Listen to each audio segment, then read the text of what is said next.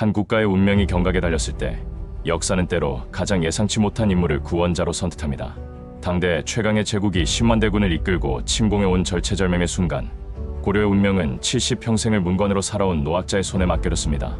하지만 이는 무모한 도박이었을까요? 아니면 시대를 꿰뚫어본 해안이었을까요? 오늘 우리는 한 개인의 지략이 어떻게 제국의 칼날을 꺾고 100년의 평화를 일으켰는지, 그 장엄한 역사의 현장, 귀주대첩을 이야기하고자 합니다. 1018년 고려와 거란은 두 차례의 큰 전쟁을 치른 숙적 관계였습니다. 거란은 제2차 전쟁 이후 고려 현종의 친조 약속이 이행되지 않자 이를 명분으로 세 번째 칼을 빼들었습니다. 목표는 분명했습니다. 이번에야말로 고려의 숨통을 완전히 끊어놓겠다는 것이었죠. 거란의 황제는 총사령관으로 소배합을 임명했습니다.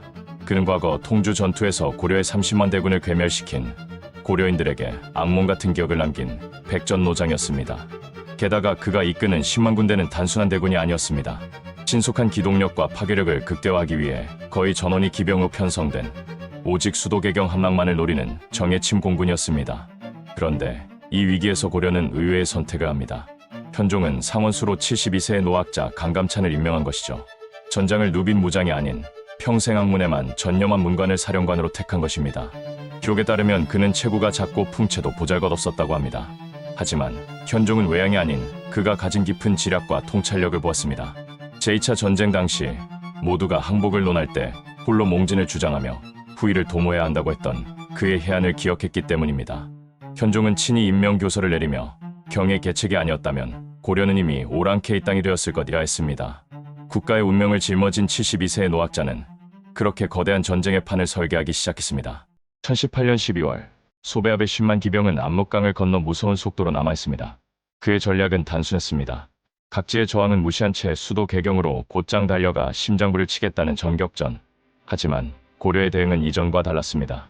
강감찬의 지휘 아래 고려군은 정면전 대신 지연전과 유격전을 펼쳤습니다. 그와진에서는 강민첨이 이끄는 고려 기병이 거란군의 예봉을 꺾었고, 이어지는 길목마다 끊임없는 저항이 거란군의 속도를 늦췄습니다. 그리고 결정적인 변화는 수도 개경에서 일어났습니다. 국왕 현종은 피난 대신 결사항전을 택했습니다. 심지어 성 밖의 모든 식량과 물자를 거두고 우물까지 메워버리는 청야전술로 적의 보급을 원천 차단한 것입니다. 국왕의 결의는 곧 백성과 군사들의 사기로 이어졌습니다. 결국 개경 앞에 도달한 소배합이 본 것은 굳게 닫힌 성문과 텅 빈 들판, 바닥난굴량뿐이었습니다. 게다가 후방에서는 고려의 지원군이 모여든다는 소식까지 들려왔습니다. 그는 이제 전격전이 실패했음을, 강감찬의 큰 전략에 스스로 갇혔음을 깨달을 수밖에 없었습니다. 남은 선택지는 단 하나, 퇴각뿐이었습니다. 강감찬은 퇴각하는 거란군을 귀주벌판으로 유도했습니다. 그곳은 마지막 퇴로이자 동시에 결전의 장이었습니다. 그런데 양군은 모두 강을 등지고 진을 치는 배수진을 펼쳤습니다. 이 극단적인 진영은 퇴로를 스스로 끊는 것이었지만 사실은 강감찬의 의도된 전략이었습니다. 보병 위주의 고려군이 기병의 측면 공격에 취약한 점을 차단하기 위해 오직 정면 충돌만 가능하도록 전장을 설계한 것이죠. 만일 불리하더라도 인근 귀주성이 든든한 후방 거점이 될 수 있었습니다. 1019년 2월 1일 운명을 건 결전이 시작됐습니다. 핏빛 먼지가 하늘을 뒤덮고 병사들의 함성이 대지를 흔들었습니다. 물러설고 넘는 양군은 치열하게 맞섰고 전장은 팽팽히 교착됐습니다. 하지만 바로 그 순간 강감찬이 준비한 비수가 드러났습니다. 전장의 모습을 감추고 있던 김종현의 정예기병 1만 명이 거란군의 배후를 강타한 것입니다. 예상치 못한 기습에 거란군은 순식간에 무너졌습니다. 고려 보병은 모루가 되어 적의 정면을 막아내고 기병은 망치가 되어 뒤를 부수는 완벽한 전술이 완성된 것이죠. 그런데 하늘마저 고려를 도왔습니다. 갑자기 바람이 뒤집히더니 거센 비바람이 북쪽의 성 거란군 정면을 강타했습니다. 고려군은 순풍을 타고 화살을 쏘았고 거란군은 역풍 속에 눈도 제대로 뜨지 못했습니다. 후항에서 기습당한 그들은 이제 전의를 잃고 거대한 패배로 추락해왔습니다. 결국 퇴로는 강물이 막아섰습니다. 도주는 불가능했고 전투는 선멸전으로 바뀌었습니다.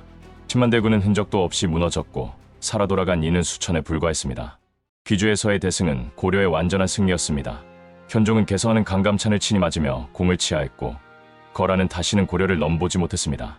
하지만 이 승리를 단순히 수적 우세 덕분이라 보는 시각도 있습니다. 그러나 이는 전쟁의 본질을 놓친 것입니다. 거란군은 황제의 친위대를 포함한 최강의 기병 정예군이었습니다.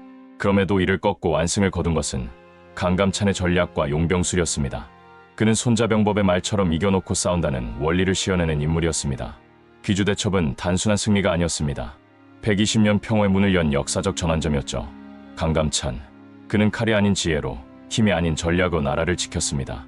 하지만 그의 이야기는 1000년 전의 전설이 아닙니다. 오늘 우리에게도 여전히 리더십의 본질을 묻고 있습니다.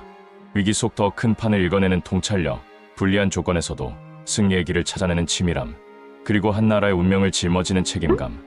이것이 바로 강감찬이 남긴 불멸의 유산입니다. 역사 통찰이었습니다.